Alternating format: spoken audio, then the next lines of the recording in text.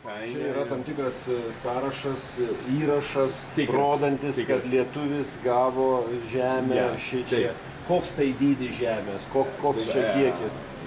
Tem o preço por alqueire, os juros, a área tá aqui, ó.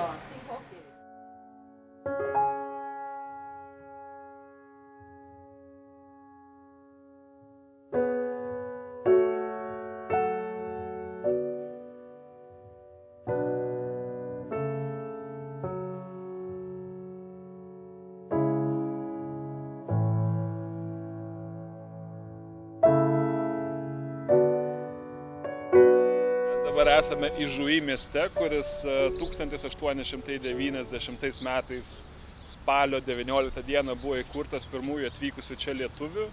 Jie pastatė apie 20 iki 30 namų ir jie čia apsigyveno. Ir iš tikrųjų nuo šitos visos lietuvių įsikūrimų ir prasidėjo šio miestelio istorija.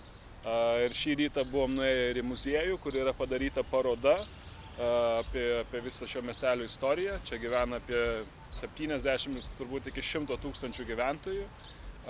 Po mūsų apsilankimo tikriausiai jie perrašys ir savo visą parodą šio miestelio ir visą istoriją, kad lietuviai buvo būtent tie, kurie įsteigė ir pradėjo šio miestelio gyvavimą.